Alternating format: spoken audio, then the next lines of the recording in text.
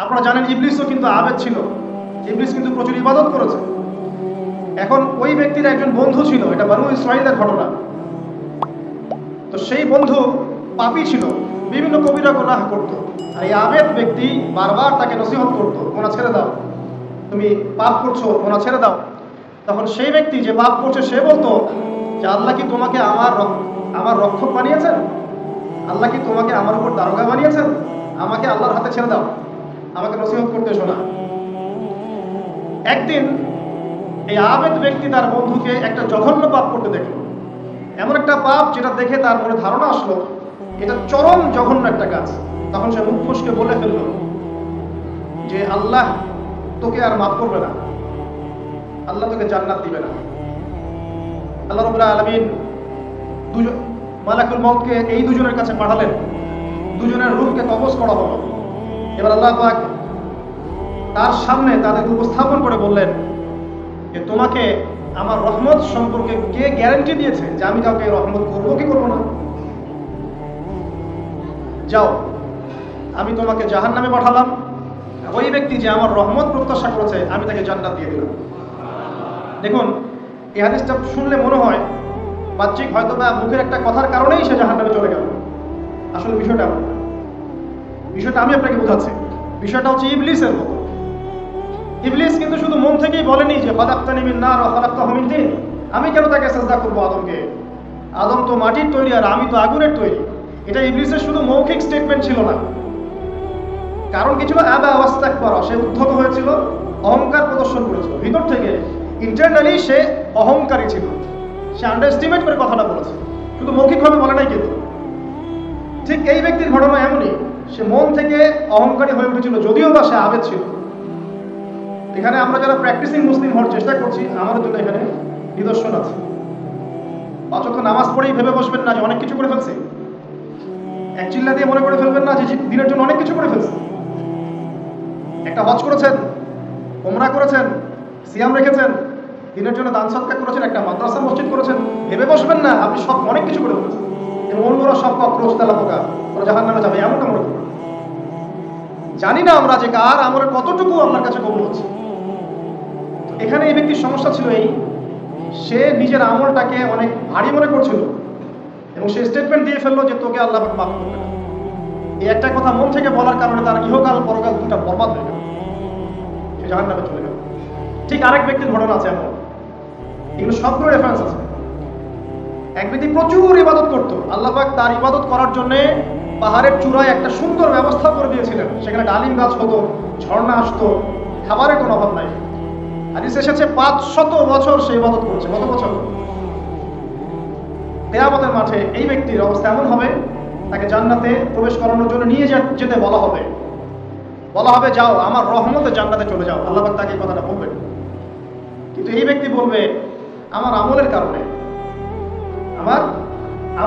আল্লাহ পাক বলবেন আমার রহমতে জান্নাতে চলে যাও। ব্যক্তি বলবে আমার আমলের কারণে। আল্লাহ রাব্বুল আলামিন তখন তাকে দেওয়া সমস্ত নিয়ামতগুলোকে এক পাল্লায় করবেন আর তার সমস্ত আমলকে আরেক পাল্লায় করবেন। তারপর দেখা যাবে আল্লাহর সমস্ত নিয়ামত তার একটা চোখের সমান হয় নাই। কথা কি বুঝতে পারছেন? একটা চোখের যে নিয়ামত আল্লাহ পাকের, সমস্ত আমল 500 বছরের ইবাদত এতটুকু হয়নি। তারপর তাকে বলা হবে ওকে জাহান্নামে নিয়ে যাও। এবার জাহান্নামে যাওয়ার সময় সে বলবে আল্লাহ তোমার রহমতে আমাকে মাফ করে দাও। তখন আল্লাহ পাক তাকে আবার ডেকে নিয়ে আসবে, বলবেন যে তোমাকে যে আমি ইবাদত করার জায়গা করে দিয়েছিলাম, এটা কি তুমি নিজে করেছো না আমি করেছি? সে বলে আপনি করেছেন। তোমাকে যে আমি সৃষ্টি করেছিলাম তখন কি তুমি কোনো আমল করেছিলে? বলবে না। তাহলে তোমাকে যে সৃষ্টি করেছি আমি, এটা কি তোমার আমলের কারণে? না। তোমাকে সারা দুনিয়াতে এত নিয়ামত দিয়েছি, এটা কি তোমার আমলের কারণে? সে বলবে না। তখন তাকে জান্নাতে প্রবেশ করানো হবে। কিয়ামতের মাঠে এমন অনেক ঘটনা ঘটবে যেটা আমাদের চিন্তার বাইরে। আরেকজন ব্যক্তিকে ডেকে আনা হবে, যে ব্যক্তি একটা দুটা নয় বরং 100টা খুন করেছে। সে 99 জন মানুষকে হত্যা করার পর ফতোয়া খুঁজে বেড়াচ্ছিল যে আমার তওবা কবুল হবে কিনা। একজন আবেদের কাছে গিয়েছে। আবেদ আর আলেম কিন্তু এক জিনিস না। আবেদ মানে যে প্রচুর ইবাদত করে, তার জ্ঞান কম, সে শুধু জানে কিভাবে ইবাদত করতে হয়। আলেম হচ্ছে সে যে শরীয়তের গভীর জ্ঞান জানে, আবার ইবাদতও করে। আবার যারা জ্ঞান আছে আমল নাই, সেও কিন্তু প্রকৃত আলেম না। প্রচুর জ্ঞান আছে কিন্তু জ্ঞান অনুযায়ী আমল করে না, সেও কিন্তু প্রকৃত আলেম নন। এবার আসেন, তো এই আবেদের কাছে গিয়ে সে বলছে আমার কি ক্ষমা হবে, আমি 99টা খুন করেছি। সে বলল তোমার আবার ক্ষমা, তোমার ক্ষমা নাই। তখন এই ব্যক্তি এই আবেদকে হত্যা করে 100টা খুন পূর্ণ করলো, ওকেও সে মেরে ফেলছে। আমার ক্ষমাই হবে না তো তোর বেঁচে থাকার কি দরকার, তুইও বল। কি বুঝতে পারলেন? বর্তমান বিশ্বের উগ্র মাথার পলিটিশিয়ানদের মতো অবস্থা। আমার দেশের সমস্যা, তোর দেশ পারমাণবিক বোম্বের উড়াই দিবে, মানে এরকম একটা অবস্থা। তো আল্লাহ রাব্বুল আলামিন এই ব্যক্তির মধ্যে একটা চেতনা তৈরি করলেন যে আমাকে তওবা করতে হবে। সে তখন সার্চ করতে লাগলো আরো কোনো আলেম আছে কিনা। এরপর অনেক দূরে একজন আলেমের সন্ধান পাওয়া গেল। সে সেখানে গেল, তাকে গিয়ে বললো আমার কি ক্ষমা হবে? সে আলেম তাকে বললো হ্যাঁ, তোমারও ক্ষমা হতে পারে, যাও তুমি ইস্তেগফার করো এবং এই এলাকা থেকে অন্য এলাকায় চলে যাও। মানে যে এলাকায় তুমি অনেকদিন ছিলে, যেখানে তুমি অনেক পাপ কাজ করেছো, এখানে থাকার দরকার নাই। তওবা করে তুমি অন্য কোথাও চলে যাও, নতুন একটা জীবন শুরু করো। এখানে থাকলে হবে কি, তোমার স্মৃতিগুলো তোমাকে তাড়িয়ে বেড়াবে, মানুষ তোমাকে খারাপ নজরে দেখতেই থাকবে, তুমি তখন কষ্ট পাবে। এই জন্য তুমি চলে যাও। তো চলে যেতে যেতে সে রাস্তায় ইন্তেকাল করে। এবার তার রূহ নিবে কে? এই জন্য দুদল ফেরেশতা আসছেন, জান্নাতি এবং জাহান্নামী। তাদের মধ্যে বাক বিতরটা হচ্ছে কে রূহ নিয়ে যাবে। জাহান্নামের ফেরেশতারা বলছেন সে এতগুলো খুন করেছে, তার রূহটা আমরা নিব। আর জান্নাতি ফেরেশতারা বলছেন না, সে তওবা করতে এসেছিল, অতএব সে আল্লাহর অভিমুখী হয়েছে, তার রূহটা আমরা নিব। আল্লাহ পাক এখানে একটা কৌশল করলেন। আল্লাহ পাক ফেরেশতাদেরকে বললেন তোমরা রাস্তাটাকে পরিমাপ করে দেখো, যেদিকে যাচ্ছিল তার পরিমাপ বেশি নাকি যেখান থেকে এসেছে ওর পরিমাপ বেশি। আল্লাহ পাক জমিনকে আদেশ করলেন হে জমিন তুমি প্রশস্ত হয়ে যাও। এবার পরিমাপ করে দেখা গেল সে তওবার দিকে আসছিল, এর পরিমাণটা বেশি। এই একটা কাজের ওসিলা আল্লাহ পাক তাকে মাফ করে দিলেন। মনে রাখবেন এটা মৌখিক বিষয় ছিল না, সে মন থেকে ভিতর থেকে কিন্তু সে আল্লাহর প্রতি অনুগত হয়েছে। মনের বিষয়টা আল্লাহ ছাড়া কেউ জানে না। আপনি দেখতে পারেন সমাজে অনেকে দাড়ি টুপি পাগড়ি জুব্বা সব লাগিয়ে ঘুরছে, বিশ্বাস করেন তাদের মনটা এমনও হতে পারে যে জানোয়ারের চেয়েও কুৎসিত, এমনও হতে পারে। আবার আপনি দেখবেন সমাজে এমন অনেক মানুষ ঘুরছে যারা হয়তো অনেক পাপে লিপ্ত মনে হচ্ছে, মনের মধ্যে সততা আছে। আর যার মনের মধ্যে সততা আছে আল্লাহ পাক কোনো না কোনো দিন ইনশাআল্লাহ তাকে হেদায়েত দেবে। এটা আমরা আমাদের অভিজ্ঞতা থেকেও দেখেছি। এমন অনেক মানুষকে আমরা দেখেছি যে ড্রাগ অ্যাডিক্টেড ছিল, মিউজিক করেছে, হারাম সম্পর্কের মধ্যে ছিল, নামাজ ঠিক মতো পড়ে নাই, কিন্তু যখনই আল্লাহর কথা আলোচনা হতো দেখতাম সে খুবই শান্তভাবে মন থেকে কথা শুনছে। কথা শুনতে শুনতে শুনতে একদিন মাশাআল্লাহ এখন দেখবেন যে চিল্লা দিয়ে বেড়াচ্ছে বিভিন্ন মসজিদে। আল্লাহ হেদায়েত দিয়েছে, সব ছেড়ে দিয়েছে। এরকম মানুষের অভাব নাই কিন্তু সমাজে। তো এখানে আল্লাহ পাকের রহমত বা দয়ার একটা উজ্জ্বল দৃষ্টান্ত দেখতে পারবেন। ঠিক এরকম আরো একটা ঘটনা আছে বনু ইসরাইলের। এক ব্যক্তি এত পাপ করেছে যে শেষে মৃত্যুর সময় সে সন্তানদেরকে ডাকছে, ডেকে বলছে যে আমি যখন মারা যাব আমার লাশটাকে তোমরা কবর দিও না, যদি আল্লাহ পাক আমাকে ধরতে পারেন তাহলে খবর আছে আমার। কি করতে হবে? সে বলছে যে আমার দেহটাকে তোমরা পুড়িয়ে ফেলবে এবং পুড়িয়ে ফেলার পরে ছাইগুলোকে একত্রিত করবা, পরে অর্ধেক ছাই সমুদ্রে ভাসিয়ে দিবা, অর্ধেক ছাই বাতাসে উড়িয়ে দিবা। সন্তানরা তাই করলো। মৃত্যুর পর আল্লাহ পাক এই সমুদ্র এবং জমিনকে বাতাসকে আদেশ করলেন যে তোমরা ছাই জড়ো করে দাও। আর মানুষ আর জিন আল্লাহর কথা না শুনলেও এই প্রকৃতি আল্লাহ পাকের কথা শোনে। বিজ্ঞান বলে প্রকৃতি থেকে সব হচ্ছে। কি প্রকৃতি? প্রকৃতি কি কাকে বলে? মানুষকে আল্লাহর ইবাদতকে বাদ দিয়ে প্রকৃতি পূজায় নিয়ে গেছে। এই পুরো প্রকৃতি আর মহাবিশ্ব এক আল্লাহর ইবাদত করে। কে সৃষ্টি করলো প্রকৃতি? প্রাকৃতিক ভাবে হয়েছে সবকিছু বলে, আল্লাহ থেকে হয়েছে বলা যাবে না। বললে আপনি মৌলবাদী হয়ে যাবেন। আল্লাহ শব্দ ইউজ করলে আপনি মৌলবাদী হয়ে যাবেন। ধর্মতাত্ত্বিক শব্দগুলোকে আস্তে আস্তে উঠিয়ে দেওয়া হয়েছে। দেখবেন যুক্তি বিজ্ঞান দার্শনিক শব্দগুলোকে আনা হয়েছে। এটাও টেকনিক্যালি করা হয়েছে। কোন সেকুলার মিডিয়াতে আপনি দেখবেন না ইনশাআল্লাহ বলছে। ইনশাআল্লাহ প্রমাণ করবে যে আপনি আস্তিক না নাস্তিক। তো প্রকৃতিকে আল্লাহ পাক আদেশ করলেন এই সমুদ্র ছাই জড়ো করো, এই বাতাস ছাই জড়ো করো। তারা ছাই জড়ো করে দিল। এই ব্যক্তিকে বলা হচ্ছে তুমি জীবিত করে আল্লাহ পাক বলছেন, তুমি যে এই কাজটা করেছিলে, লিমা ফাআলতা হাদা, তুমি এই কাজটা কেন করেছো? তখন এই ব্যক্তি উত্তর দিচ্ছে, মিন খাশিয়াতিকা ইয়া রাব্বি ওয়া আনতা আ'লাম। হে আল্লাহ, আমি আমার বুঝে যা এসেছে আপনার ভয়েই আমি এই কাজটা করেছি, আর আপনি খুব ভালো করেই জানেন যে আমি আপনার ভয়ে করেছি নাকি অন্য কোনো কারণে করেছি। মানে আপনি আমার মনের কথা জানেন। আল্লাহ পাক তাকে মাফ করে দেবেন। আপনাদেরকে আমি সেই ব্যভিচারী মহিলার কথা মনে করাই, যে ছিল একজন প্রস্টিটিউট মহিলা, পতিতা, যেটা আমরা বলি সমাজের ভাষায়, যদি এখন নতুন শব্দ এসেছে সেক্স ওয়ার্কার বা যৌনকর্মী, এবং এগুলোকে আমরা এখন প্রমোট করছি। আমরা এখন অশ্লীলতাকে প্রমোট করছি। এই কথা বলতে আমাদের বুক কাঁপা উচিত নয় যে আমরা এখন অশ্লীলতাকে প্রমোট করছি। আমরা এখন কাপড় খোলার সংস্কৃতি দিকে যাচ্ছি, যে কাপড় খুলে দিয়েছিল ইবলিস। ইবলিস আমাদের বাবা মার কাপড় জান্নাতে খুলে দিয়েছিল, এটা কি জানেন? ফল খাওয়ার পরে এই ফল খেতে কে প্রলুব্ধ করেছে? ইবলিস। গাছের কাছে গিয়ে ফল ভক্ষণ করার পর সর্বপ্রথম আমাদের পিতামাতার গা থেকে কাপড় খুলে পড়ে গেছে। আমাদের পিতামাতাকে মহাবিশ্বে নগ্ন করে দিয়েছে ইবলিস, আর তার অনুসারীরা এই জমিনে আদম সন্তানদেরকে নগ্ন করছে এখন। অতএব এই যে একটা ট্রেন্ড এখন চলছে, দেখবেন হারাম রিলেশনশিপকে মিডিয়ার মধ্য দিয়ে প্রমোট করা হচ্ছে, মনে হয় একটা স্বাভাবিক বিষয়, কোনো বিষয় না এটা, যে কেউ জেনাই করতে পারে, জেনা পর্ন খুব নর্মাল। হালাল ভাবে যদি আপনি বিয়ে শাদী করতে চান তখন সমস্যা হচ্ছে, হালাল ভাবে যদি আপনি বিয়ে করতে চান তখন সমস্যা হচ্ছে। হারাম ভাবে আপনি যা ইচ্ছা তাই করতে পারেন, সমাজে কেউ কিছু বলছে না। এখন বলছে এটা স্বাধীনতা। সুবহানাল্লাহ, কোন স্বাধীনতা? স্বাধীনতা বলে কোনো শব্দ নাই মহাবিশ্বে। এই পুরো বিশ্বের সমস্ত মানুষ আল্লাহর অধীনে পরাধীন। এই বিশ্বে যত মানুষ বসবাস করছে এখন, এরা কেউই স্বাধীন নয়, না কেউ স্বাধীন ছিল, না আছে, না থাকবে। সবাই আল্লাহ পাকের দাসত্বের অধীনে পরাধীন। স্বাধীন সেই এই পৃথিবীতে যে ব্যক্তি শয়তানের তাবেদারি করে, নফসের তাবেদারি করে, ও তো স্বাধীন, যা ইচ্ছা তাই করতে পারে। এই যে অশ্লীলতার প্রমোটিংটা চলছে, এটাকে পারিবারিকভাবে বন্ধ করতে হবে। আল্লাহ পাক আমাদেরকে বোঝার তৌফিক দান করুন। এগুলো যত বাড়বে সমাজে মহামারী আসবে, দেখে নিয়ে মহামারী আসবে, দুর্ভিক্ষ আসবে, সমাজে এমন সব রোগ ব্যাধির জন্ম হবে যেগুলোর নামও শোনে নাই মানুষ, এবং সামনে ভূমিধস অপেক্ষা করছে, এগুলো আসবে। যাই হোক, ওই মহিলা, যে ব্যক্তি একজন যৌনকর্মী ছিল, বা যেটা আমরা বলি ব্যভিচারিণী মহিলা ছিল, একটা কুকুরকে দেখেছে সে পানি পান করার জন্য তৃষ্ণার্ত, সে এটাতে মায়া করে দয়া করে তার মোজাটাকে নামিয়ে এই কূপ থেকে পানি উঠিয়ে কুকুরকে পান করিয়েছে। এই একটা কাজের বদৌলতে আল্লাহ রাব্বুল আলামিন এই ব্যভিচারী মহিলাকে মাফ করে জান্নাত দিয়ে দিয়েছে। হাদিস এটাও এসেছে, নবী সাল্লাল্লাহু আলাইহি ওয়াসাল্লাম বলেছেন, ইরহামু মান ফিল আরদ, তোমরা সবাই জমিনবাসীর প্রতি রহম করো।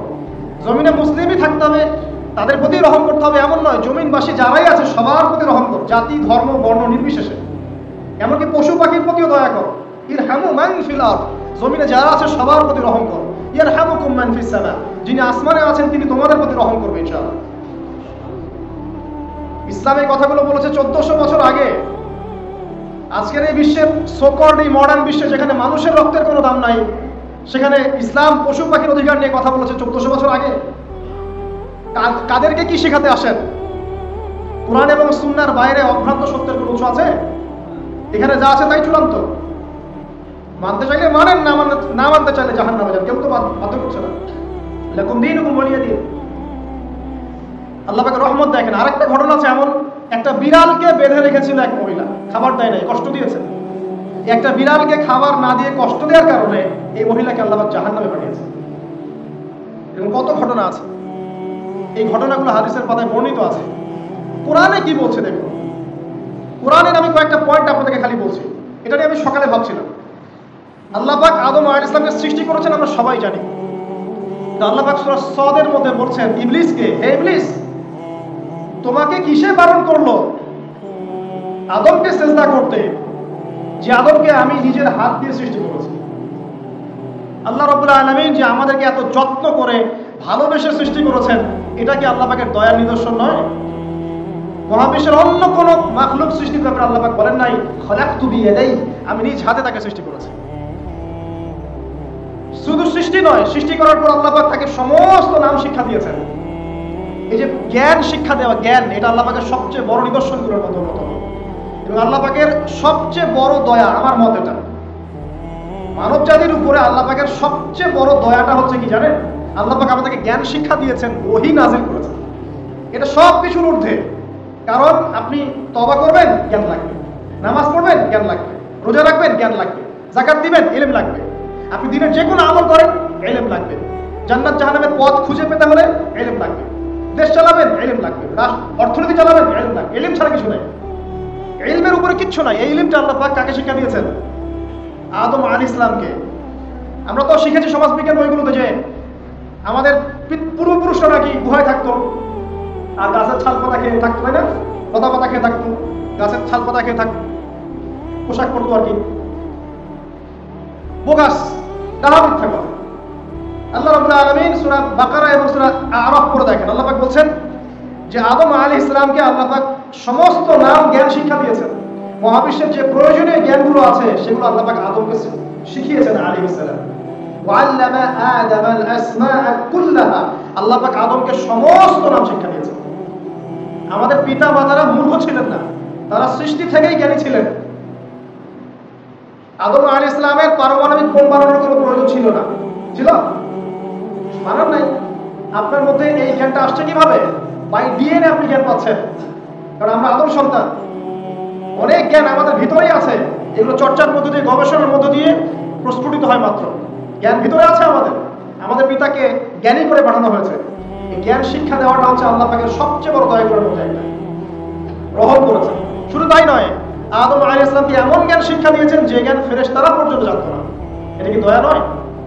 এটা কি আদম সন্তানের প্রতি ভালোবাসা নয়? তারপরে সেজদা করিয়েছেন। মহাবিশ্বে অন্য কাউকে কি সেজদা করানো হয়েছে? কোরআনে কি এমন কোনো দলিল আছে যে আদম আলাইহিস সালাম ছাড়া অন্য কাউকে সব ফেরেশতারা সেজদা করেছেন? আছে? তাহলে এই যে সম্মান দেয় আল্লাহর পক্ষ থেকে, সম্মান কিসের ভিত্তিতে? সম্মান শারীরিক ক্ষমতার ভিত্তিতে? সম্মানটা কি কারণে? জ্ঞানের কারণে, ইলমের কারণে, জ্ঞানের কারণে সম্মান।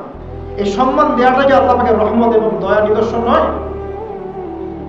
অতএব সম্মান পেতে হলে, আল্লাহর রহমত পেতে হলে সেই জ্ঞানের চর্চায় আবার ফিরে আসতে হবে। আপনি যদি আজও সেই ওহীর জ্ঞানের চর্চা করেন, আল্লাহ পাক এই পৃথিবীবাসীর বুকের মধ্যে আপনার জন্য সম্মান পয়দা করে দিবেন ইনশাআল্লাহ। দেখে ওই সেই জ্ঞানে যদি আপনি এখনো চর্চা করেন, আজও আপনি সম্মানিত হবেন ইনশাআল্লাহ। ব্যক্তি চর্চা করলে ব্যক্তি সম্মানিত হবে, একটা পরিবার চর্চা করলে ওই পরিবার সম্মানিত হবে, একটা সমাজ যদি চর্চা করে সেই ওহীর জ্ঞানে, ওই সমাজ সম্মানিত হবে। একটা দেশে যদি আপনি ওই ওহীভিত্তিক জ্ঞান ছড়িয়ে দেন, পুরো দেশকে আল্লাহ পাক সম্মানিত করবে ইনশাআল্লাহ, পুরো জাতিকে সম্মানিত করবে ইনশাআল্লাহ। আরো সামনে যান, এই যে আদম এবং হাওয়া আলাইহিস সালাম গাছের কাছে চলে গেলেন, ফল খেয়ে ফেললেন, কারণ আমরা আদম সন্তান, ভুল করি। আল্লাহ পাক সাথে সাথেই বহিষ্কার করে দিয়েছেন? না, আল্লাহ পাক তওবা করার জন্য কালিমা শিখিয়ে দিয়েছেন। সুবহানাল্লাহ, তাদের কালিমা জানা ছিল না।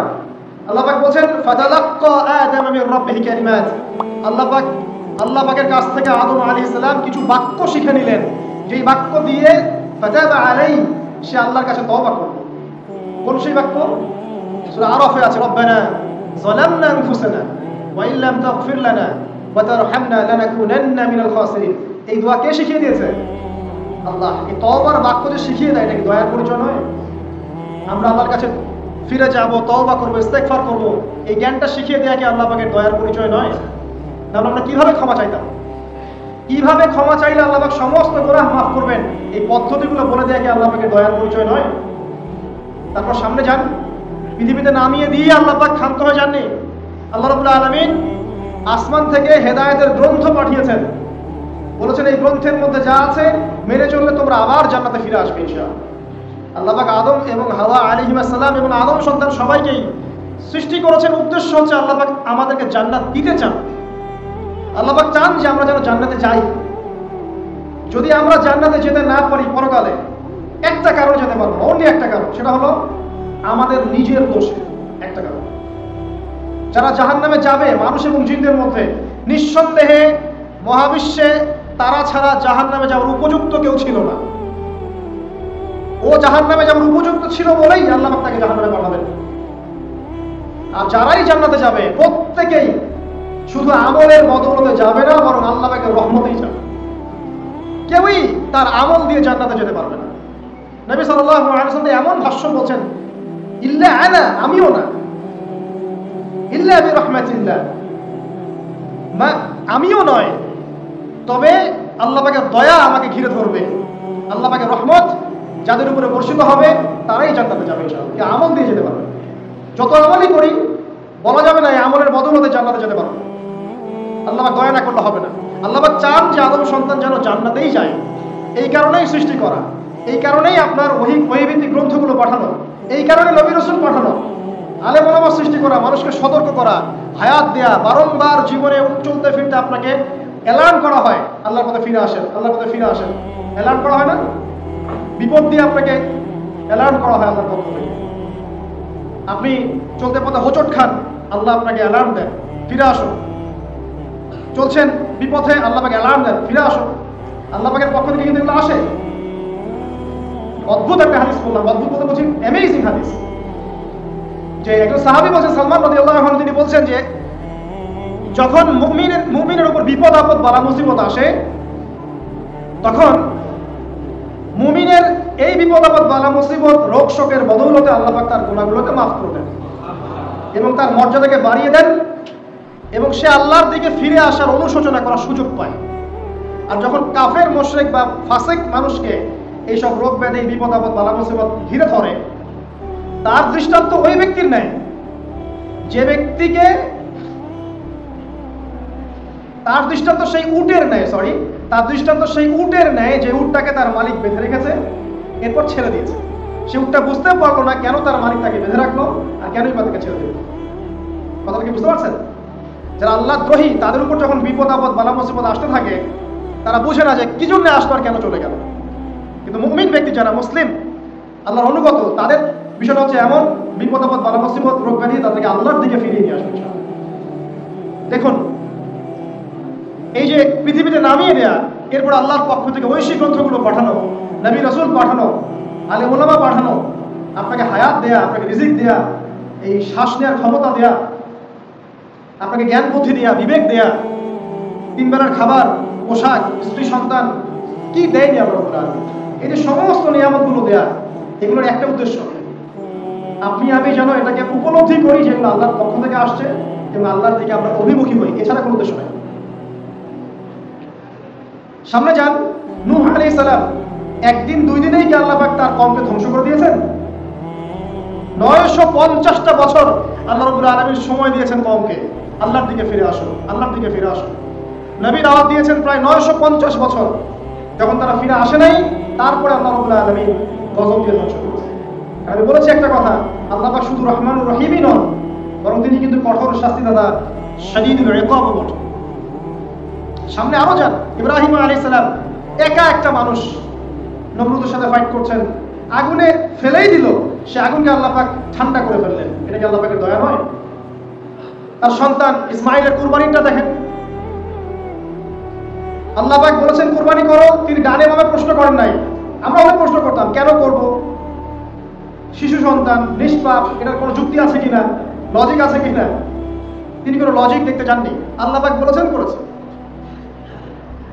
আল্লাহ রাব্বুল আলামিন তার এই ঘটনাটাকে তো সম্মানিত করলেনই, কিয়ামত পর্যন্ত কিন্তু এই ঘটনা মানুষ স্মরণ করবে। দয়া দেখেন, তার সন্তানের খাবার নাই, পানিও নাই, অলৌকিকভাবে আল্লাহ রাব্বুল আলামিন জামজাম কূপ সৃষ্টি করলেন, কিয়ামত পর্যন্ত থাকবে ইনশাআল্লাহ। দয়া নাই? এই কূপটা দেখলেই তো মুসলিম হওয়া যায়, এই জামজাম কূপটা দেখলেই তো মুসলিম হয়ে যাওয়া উচিত মানুষের। কোত্থেকে আসলো এই কূপ? এই পানির এত বৈশিষ্ট্য কেন? কখনো শেষ হচ্ছে না কেন? এটা নিয়ে ভাবলেই তো মুসলিম হওয়া যায়। হবে না, কারণ কি? আবা ওয়াস্তাকবার, উদ্ধত হয়েছে, অহংকার প্রদর্শন করেছে। অহংকার মানে এই নয় যে আপনি সুন্দর জামা পরছেন, আপনি সুন্দর কাপড় পরছেন, আপনি ভালো একটা বাড়ি পরছেন, এটা অহংকারের পরিচয় নয়। বরং অহংকারের পরিচয় হচ্ছে ফাতানুল হাক্কি ওয়া গামতুন নাস, সত্য জিনিস যেটা স্পষ্ট এটাকে অস্বীকার করা আর অন্য মানুষকে ছোট করা, তুচ্ছ তাচ্ছিল্য করা, এই হলো অহংকারের পরিচয়। ইউনুস নবীর কথা মনে আছে আপনাদের? ওই যে মাছের পেটের মধ্যে 3 দিন 3 রাত ঘুরছে আর ঘুরছে, একজন নবী হয়ে তাকে এই অবস্থা ফেস করতে হচ্ছে। এক পর্যায়ে তিনি বুঝতে পারছেন যে আমার কিছু একটা তো ভুল হয়েছে। আল্লাহর কাছে হাত তুলে দোয়া করলেন, লা ইলাহা ইল্লা আনতা সুবহানাকা ইন্নী কুনতু মিনাজ জালিমিন। দোয়ার পড়ার সাথে সাথে আল্লাহ পাক বললেন, যাও মাছ তুমি রেখে চলে আসো। এটা কি দয়া নিদর্শন নয়? শুধু তাই নয়, তাকে যখন দ্বীপে নামিয়ে দেওয়া হয় তিনি অসুস্থ ছিলেন। আল্লাহ পাক সূরা সফফাতের মধ্যে বলেছেন যে আমি তার পাশে লাউ গাছ উৎপন্ন করলাম। কোন গাছ? খেতে পারেন এর শাক এবং এই যে ফল, এটার মধ্যে নিঃসন্দেহে এমন এমন কিছু উপাদান আছে যেটা হয়তো আমরা জানিও না, আবিষ্কার করা হয়নি। তিনি সুস্থ হয়ে গেলেন আলহামদুলিল্লাহ। কোথায় যাবেন? যে কোনো জায়গায় যান। নবী ঈসা আলাইহিস সালামকে চতুর্দিক থেকে আক্রমণ করছে ইহুদিরা। আল্লাহ রাব্বুল আলামিন তাকে এমন হেফাজত করলেন, তার কাছে তাকে উঠিয়ে নিলেন। এটা কি দয়ার পরিচয় নয়? এই যে একটু আগে তেলাওয়াত করলো শুরুর আগে নবী মুসা আলাইহিস সালামের ঘটনা। বনু ইসরাইল একটার পর একটা অবাধ্যতা করেই গেছে। আল্লাহ পাক তারপরেও তাদের কাছে নবী পাঠিয়েছেন, নবী মুসাকে পাঠিয়েছেন। ফিরআউনের মতো জালেম শাসকের হাত থেকে বনু ইসরাইলকে আল্লাহ পাক উদ্ধার করেছেন। এটা কি দয়ার পরিচয় নয়? নবী মুসা আলাইহিস সালাম গাছের নিচে বসে আছেন, খাবার নাই, বাসস্থান নাই, কিচ্ছু নাই, বরং তার গায়ে একটা অপবাদ দেওয়া হয়েছে যে তিনি নাকি একজন মানুষকে খুন করেছেন। অথচ তার ইন্টেনশন সেটা ছিল না। তিনি একটা ঘুষি দিয়েছেন লড়াই থামানোর জন্য, ওই এক ঘুষিতেই সেই ব্যক্তি ডেড। এবার তিনি গাছের নিচে বসে দোয়া করছেন, রব্বি ইন্নী লিমা আনজালতা ইলাইয়া মিন খায়রিন ফাকির। আল্লাহ, আমি নিঃস্ব অসহায় হয়ে এখানে বসে আছি, তুমি আমার উপর তোমার যে রহমত পাঠাবে আমি তার ভিখারি হয়ে বসে আছি। দোয়া করার সাথে সাথেই ওই শুআয়ব আলাইহিস সালামের মেয়ে হেঁটে হেঁটে চলে আসে। তিনি স্ত্রী পেলেন, তিনি শ্বশুর পেলেন, একজন নবী পরিবার পেলেন, বাসস্থান পেলেন, চাকরি পর্যন্ত পেলেন। 8 বছর তিনি রাখালি করেছেন শুআয়ব আলাইহিস সালামের ফার্মের মধ্যে। দয়া মুহূর্তেই চলে আসবে, শুধু আল্লাহর দিকে অভিমুখী হলেই হয়, এগুলো দয়া। আইয়ুব আলাইহিস সালামের কথা মনে আছে না? দীর্ঘদিন রোগে ভুগছেন, চিকিৎসা হচ্ছে না, ভালো হচ্ছে না, সেবা হচ্ছে না। এখানে যারা আধ্যাত্মিকত্ব নিয়ে পড়াশোনা করেন, লেখালেখি করেন, তারা বলেছেন তাদের কিছু কিতাবের মধ্যে, রোগটা যখন এমন একটা পর্যায়ে চলে আসলো যে তিনি জিহ্বাটা নড়াতে পারছেন না, কারণ তিনি আল্লাহ পাকের জিকির করতে প্রচন্ড ভালোবাসতেন। এক পর্যায়ে রোগটা এমন একটা জায়গায় চলে আসলো যে জিহ্বাটা তিনি নড়াতে কষ্ট হচ্ছে। তখন গিয়ে তিনি বলছেন, রব্বি আন্নী মাসসানিয়া দুররু ওয়া আনতা আরহামুর রাহিমিন। হে আল্লাহ, আমাকে কষ্ট স্পর্শ করেছে, আর তুমি তো ক্ষমাকারী, রহমকারীদের মধ্যে সর্বশ্রেষ্ঠ রহমকারী। আমি জিকির করতে পর্যন্ত পারছি না, আল্লাহ আমার রোগটা শেফা দিয়ে দাও। বলার সাথে সাথে আল্লাহ রাব্বুল আলামিন প্রশ্রবণ ঝর্ণা তৈরি করলেন, এখানে গোসল করো, শেফা হয়ে গেল। এগুলো কি রহমতের পরিচয় নয়? এখানে এক এক্সট্রিম স্কলার এমনও বলেছেন, আজকে আমরা যারা বাহ্যিক সৌন্দর্য নিয়ে বেশি গর্ব করি আর কি, আত্মিক সৌন্দর্যের চাইতে বাহ্যিক সৌন্দর্য নিয়ে যারা বেশি গর্ব করি, যদি আল্লাহ পাক আমাদের পোশাকটাকে পরিবর্তন করে দেন, আত্মাটাকে দেহের পোশাক দেন আর দেহটাকে আত্মার পোশাক বানায় দেন, তাহলে দুর্গন্ধে কি আমাদের সামনে আসতে যাবে? কথা বলে বুঝতে পারছেন না? আইয়ুব আলাইহিস সালামের আত্মাটা ছিল পবিত্র, পরিশুদ্ধ, তার দেহের মধ্যে রোগ হয়েছিল। আর এই পুরো বিশ্বের ম্যাক্সিমাম মানুষের রোগ এখন আত্মায়, দেহে নয়। আবার বলছি, হয়তো বুঝতে পারছেন না। আইয়ুব আলাইহিস সালামের রোগটা হয়েছিল দেহে, বাইরে। তার আত্মা ছিল পবিত্র, পরিশুদ্ধ আত্মা। দেহের রোগের একটা পর্যায়ে যখন জিহ্বাটায় ইফেক্ট হলো, তখন জিকির করতে তার কষ্ট হচ্ছে, তখন তিনি দোয়া করছেন, আল্লাহ আমার এই রোগটাকে শেফা দিও। আর এখনকার পুরো জেনারেশন এই সভ্যতার রোগ হচ্ছে ভিতরে আত্মায়। দেহের রোগের চাইতে তার আত্মার রোগটা বেশি। এখন এই আত্মাটাকে যদি দেহ বানিয়ে দেওয়া হয় আর দেহটাকে আত্মার পোশাক পরিয়ে দেওয়া হয়, দুর্গন্ধে কেউ সামনে আসতে চাবে না। তাই আইয়ুব আলাইহিস সালামের সেই দোয়া এখন আমাদের বেশি করা উচিত। রব্বি আন্নী মাসসানিয়া দুররু ওয়া আনতা আরহামুর রাহিমিন। আল্লাহ, আমাদের আত্মায় রোগ এসেছে, এটাকে তুমি শেফা দাও। দেহের রোগ লেস ইম্পর্টেন্ট, আত্মার রোগটা বেশি ইম্পর্টেন্ট। এরকম নিদর্শন কোরআনের পাতায় পাতায় ছড়িয়ে আছে। আসহাবুল কাহফ, পুরো সমাজ ওদেরকে মেনে নিচ্ছে না, গুহায় চলে গেলেন, ঘুম পাড়িয়ে দিলেন আল্লাহ পাক। 309 বছর। কত বছর? 309 বছর একটা দোয়ার বদৌলতে। তারা বলেছিল, রব্বানা আতিনা মিন লাদুনকা রাহমা ওয়া হাইয়্যি লানা মিন আমরিনা রাশাদা। আল্লাহ পাক শুধু ঘুম পাড়িয়ে রাখলেন না, তাদের মধ্য দিয়ে আল্লাহ পাক পুরো একটা সভ্যতাকে হেদায়েত করে দিলেন। আলহামদুলিল্লাহ। যে সভ্যতা বিশ্বাস করতো না যে পরকাল বলে কিছু আছে, দাকিয়ানুস বাদশার সেই জুলুম থেকে আল্লাহ পাক এই 10 জন বা 9 জন যুবককে বাঁচালেন, ওদেরকে কিয়ামত পর্যন্ত কোরআনের পাতায় স্থান দিলেন, নিদর্শন বানালেন এবং তাদের মধ্য দিয়ে একটা পুরো সভ্যতাকে হেদায়েত দিলেন। যেখানে যাবেন এই নিদর্শন। আর কার কথা বলবো? যুলকারনাইন, মনে আছে? কোন সূরা আছে যুলকারনাইনের কথা? সূরা কাহফ। আল্লাহ পাক তাকে এমন রহমত করেছিলেন যে মাশরিক মাগরিব মানে পূর্ব পশ্চিম পর্যন্ত তাকে রাজত্ব দিয়ে দিয়েছে। আজকে তো আমরা এই সামান্য একটু ক্ষমতা পেলেই আমাদের কেউ চেনে না, গায়ে হাতি দেওয়া যায় না। ঠিক আছে? মানে তখন সে নিজেকে মনে করে যে সে পৃথিবীর সবকিছু, বাকি মানুষের মানুষ না। ক্ষণস্থায়ী সামান্য একটু ক্ষমতা দিয়ে দেখবেন আমাদের অবস্থা খারাপ। প্রত্যেকের ধর্মতাত্ত্বিক ক্ষেত্রেও যদি কাউকে আপনি ক্ষমতা দেওয়ার আলেম মনে করেন, দেখবেন অহংকারে বাঁচতেছে। কারো একটু পপুলারিটি হয়ে গেছে, দেখবেন অহংকারে বাঁচতেছে। আইওয়াস শোডাউনের জামানত এটা, যে যত করে মানুষকে দেখাতে পারলে বাঁচে। কাজ হবে 5%, 95% হচ্ছে আইওয়াস।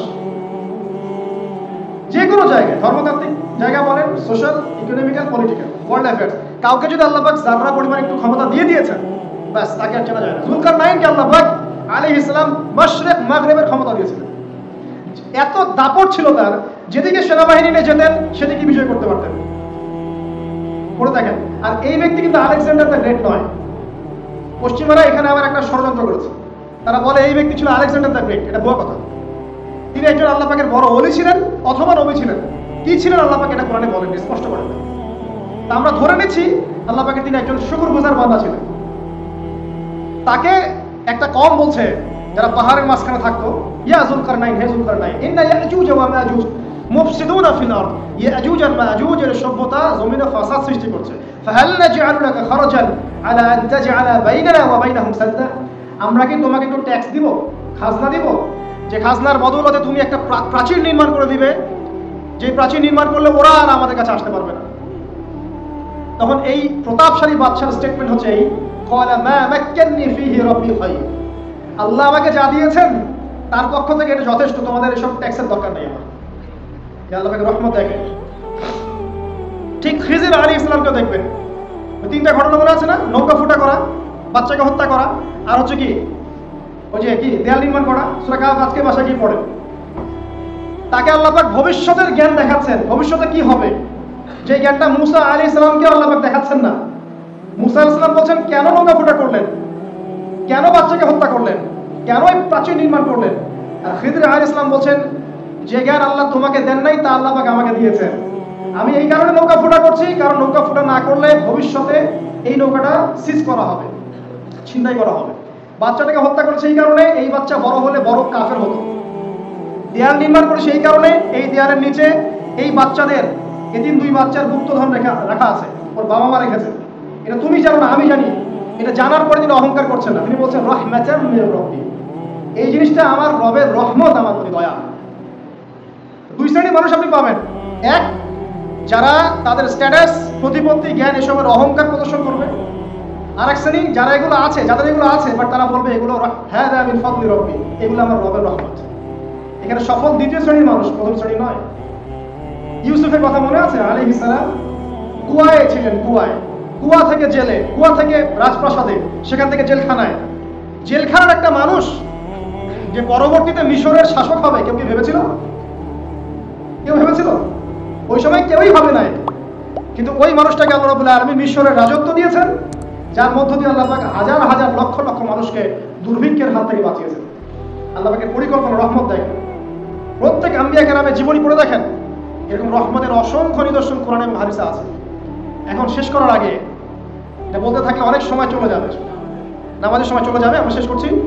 আমরা আসলে এখন যদি আল্লাহর রহমত পেতে চাই এবং আমাদের জীবনটাকে আল্লাহ পাকের আনুগত্যে, দাসত্বে, অহংকার মুক্ত হবে তওবা ইস্তেগফারের মধ্য দিয়ে কাটাতে চাই, তাহলে আসলে কি কি পয়েন্টস আমাদের কাজ করা দরকার? জাস্ট পয়েন্টসগুলো বলছি।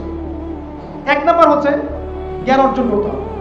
যে জ্ঞান আল্লাহ পাক আদম আলাইহিস সালামকে শিখিয়েছেন, ওই জ্ঞান চর্চা যদি আমরা বাড়াই, কোরআন সুন্নাহ ওহীর জ্ঞানের চর্চা যদি আমরা বাড়াই, ইনশাআল্লাহ ওহীর জ্ঞানের চর্চা যদি আমরা বাড়িয়ে দেই, দেখবেন ইনশাআল্লাহ আল্লাহ পাক আপনার সম্মান, আপনার রিজিক, আপনার প্রতি করুণা, দয়া, মায়া, মহব্বত সব বাড়িয়ে দিবে ইনশাআল্লাহ। এটা প্রথম পয়েন্ট। প্রিয় ভাইয়েরা, যারা আজকে লেকচার শুনছেন, যারা পরবর্তীতে অনলাইনে শুনবেন, ওহীর জ্ঞানের চর্চা। আমি বলছি না আপনি ডাক্তার হবেন না, ইঞ্জিনিয়ার হবেন না, জেনারেল লাইনে পড়বেন, এই কথা আমি বলতে যাবো না কখনো। আমি জানি, আর কেউ বলুক না বলুক, অ্যাটলিস্ট আমি জানি এই ওয়ার্ল্ডকে ডিল করতে হলে বর্তমান এইসব আধুনিক জ্ঞানের কোনো বিকল্প নাই। কিন্তু এই জ্ঞানটার সাথে কোরআন সুন্নাহর জ্ঞান থাকতেই হবে। যখন এই দুইটা জ্ঞান একত্রিত হবে, ইনশাআল্লাহ এই জাতিকে ঠেকানোর কেউ থাকবে না ইনশাআল্লাহ। এই সহজ সরল কথাটা আমরা বোঝাতে ব্যর্থ হচ্ছি, অথবা কিছু মানুষ ইন্টেনশনালি এটাকে ঘুরিয়ে ফিরে উল্টা ব্যাখ্যা করছে। আর হ্যাঁ, এটা স্বীকার করছি কিছু মানুষ আছে, কিছু ব্যাকডেটেড থিঙ্কিংস আছে আমাদের মধ্যে, যে আমরা আধুনিক শিক্ষাটাকে অনেক সময় গুরুত্ব দিচ্ছি না, এটা ঠিক নয়, এটা আমার মত। পরিবেশ বজায় রেখে, ইসলামী পরিবেশ বজায় রেখে আধুনিক শিক্ষায় শিক্ষিত হতে কোনো সমস্যা আছে? আর আধুনিকের শিক্ষাগুলো অন ইসলামিক শিক্ষা নয়। আপনি যে কোনো এডুকেশনের বেসে যান, ম্যাথামেটিক্সে যাবেন, অ্যালজেব্রায় যাবেন, আপনি কেমিস্ট্রিতে যাবেন, ফিজিক্সে যাবেন, বায়োকেমিস্ট্রি যাবেন, জ্যোতির্বিজ্ঞানে যাবেন, মেডিকেল সায়েন্স, প্রত্যেকটাতে দেখেন মুসলিমদেরকে খুঁজে পাবেন না। প্রত্যেকটা গোড়াপত্তন গিয়ে আপনি দেখবেন মুসলিমদের হাতেই হয়েছে। আব্বাসীয় খেলাফত যখন ছিল তখন এই বাগদাদ ছিল জ্ঞানের রাজধানী। ওইরকম লাইব্রেরি কি বিশ্বের কখনো হয়েছে? এখন আমরা মনে করছি জ্ঞানের লাইব্রেরি মনে হয়, জ্ঞানের রাজধানী মনে হয় ব্রিটেন, হার্ভার্ড, কেমব্রিজ, অক্সফোর্ড। এটা কবে এসেছে ইতিহাসে? ইতিহাস কি 100 বছরের? হাজার হাজার বছর চলে গেছে। হিস্ট্রি পড়েন। এখানে আমার কথা হচ্ছে একদম ক্লিয়ার, নিট অ্যান্ড ক্লিয়ার, যে আমাদেরকে উভয় দিকের জ্ঞানই অর্জন করতে হবে। বোধ কোরআন সুন্নাহ এবং আধুনিক জ্ঞান, এই দুটো জ্ঞান যখন আপনি একত্রিত করবেন, ইনশাআল্লাহ দেখবেন আল্লাহ চাইতো কোরআন এবং সুন্নাহকে হাতে নিয়ে এই বিশ্বের চ্যালেঞ্জগুলোকে ফেস করা যাবে ইনশাআল্লাহ। আল্লাহ পাক তৌফিক দান করুন। আমিন। প্রথম যেটা বিষয়, আল্লাহ পাকের রহমত পেতে হলে আল্লাহর ওহীভিত্তিক জ্ঞানের চর্চা বাড়াতে হবে। এই জ্ঞানের চর্চা বাড়ালে ব্যক্তি, পরিবার, সমাজ, রাষ্ট্র সবাইকে আল্লাহ পাক সম্মানিত করবে ইনশাআল্লাহ। আল্লাহ পাক রহম করবেন, ক্ষমা করবেন, ইনশাআল্লাহ দুনিয়াতেও সফল করবেন, পরকালেও জান্নাত দেবেন ইনশাআল্লাহ তাআলা। আর আমরা তো দেখলাম আল্লাহ পাকে জান্নাত দেওয়ার জন্য একটা ঘটনা যথেষ্ট। একটা কুকুরকে পানি পান করিয়েছে, একবার খালি বলেছে আল্লাহ তোমার ভয়ে কাজ করেছে, বাস। আবার জাহান্নামে যাওয়ার জন্য একটা ঘটনা এনাফ, খালি বলেছে যে আল্লাহ তোকে মাফ করবে না, বাস জাহান্নাম। আল্লাহ পাক জানেন এন্ড অফ দ্য ডে কে জান্নাতে যাবে আর কে জাহান্নামে যাবে। অহংকারের কোনো সুযোগই নাই। এক মিনিট একটা কথা বলতে চাই যে এখন অনেক মুসলিমদের মধ্যে একটা ট্রেন্ড চলে আসছে, একটু ইসলাম প্র্যাকটিস করলেই অন্যকে আন্ডারস্টিমেট করা শুরু করে না? এখন তো অনলাইনের যুগ, আর এখন তো কাজ করতে কোনো শ্রম লাগে না, খালি ঘরে বসে শুয়ে 2 লাইন লিখলেই কাজ শেষ। ঘরে বসে শুয়ে ফেসবুকে 2 লাইন লিখলেই কাজ শেষ। কনস্ট্রাকটিভ কাজের তো কোনো খোঁজ খবরই নাই। এগুলো সহজ, এই কারণে দেখা যায় বর্তমান যুগে সমালোচনা, জীবন আন্ডারস্টিমেট করা, এগুলো সংস্কৃতি বেড়ে গেছে।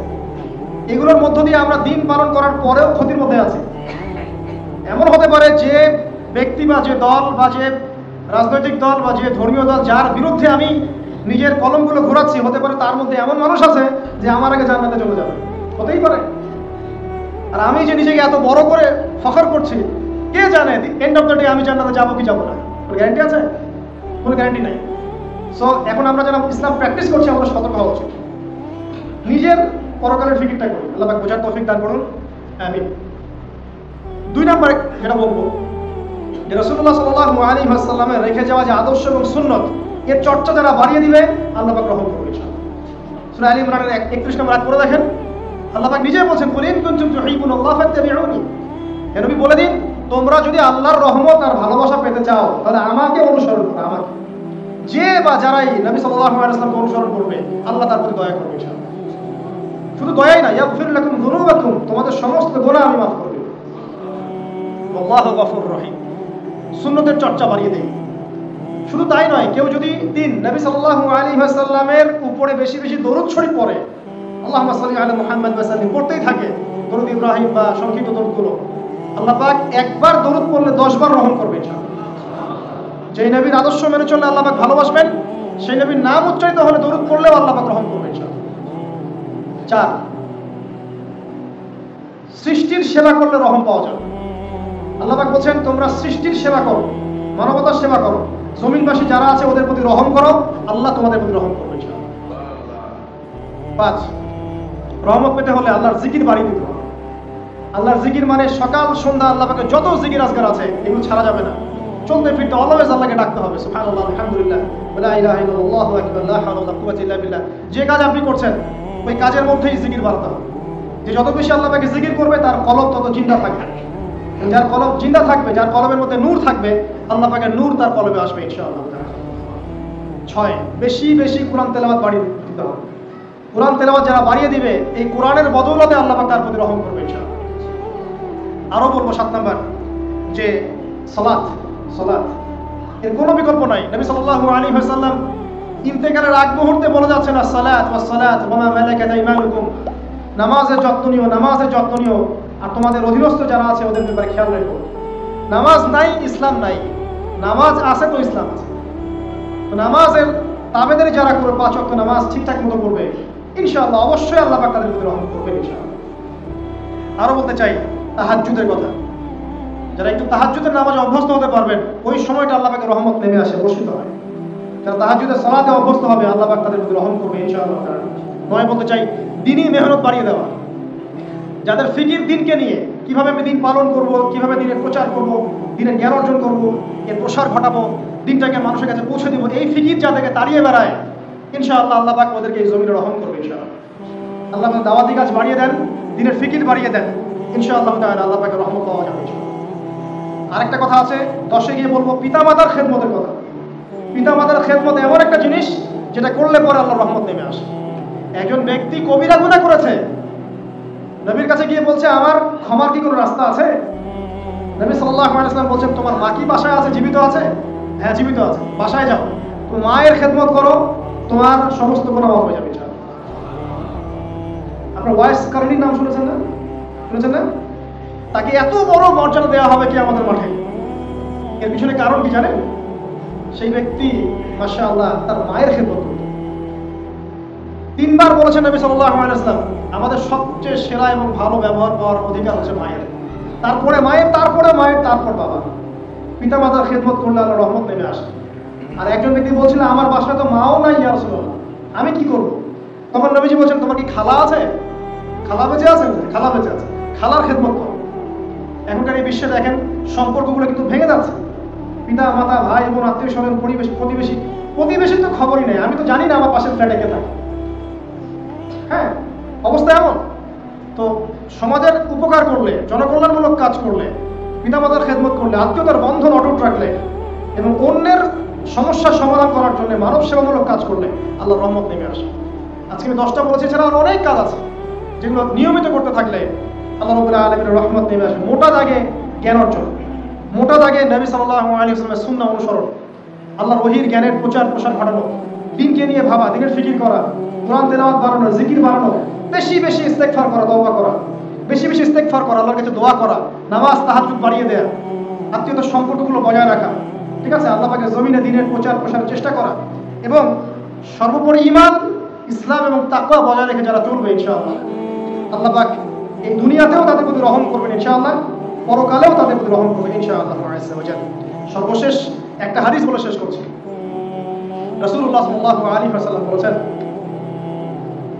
আল্লাহ রাব্বুল আলামিন যখন এই পুরো মহাবিশ্ব সৃষ্টি করেছেন, তার রহমতটাকে তিনি 100 ভাগে ভাগ করেছেন। কত ভাগে? 100 ভাগে। তার অনলি একটা ভাগ, মাত্র একটা ভাগ আল্লাহ রাব্বুল আলামিন পুরো মহাবিশ্ব ছড়িয়ে দিয়েছেন, এক ভাগ। আর আপনাদেরকে আমি অন্য একটা লেকচারে বলেছিলাম, সমুদ্রের ধারে যখন আপনি হাঁটবেন বা নদীর তীরে যখন আপনি হাঁটবেন, ওখানে একটা বালুর যে পরিমাণ অবস্থান, এই পুরো মহাবিশ্বে কিন্তু পৃথিবীর অবস্থান তার চেয়েও কম। যারা সায়েন্স পড়েছেন তারা জানেন পুরো মহাবিশ্বে পৃথিবীর অস্তিত্ব এর চেয়েও কম, একটা বালুর করার চেয়েও কম। মহাবিশ্ব এত বড়, এই পুরো মহাবিশ্বে আল্লাহ পাক এক ভাগ রহমত বন্টন করে দিয়েছে সৃষ্টিজীবের মধ্যে। এতে করে আপনি দেখবেন একটা কুকুর পর্যন্ত তার বাচ্চাকে কিন্তু আদর করে, একটা গাভী তার বাচ্চার গা পরিষ্কার করে, তাই না? আর আমরা তো আমাদের বাচ্চার জন্য যা করি আপনারা দেখতে পাচ্ছেন।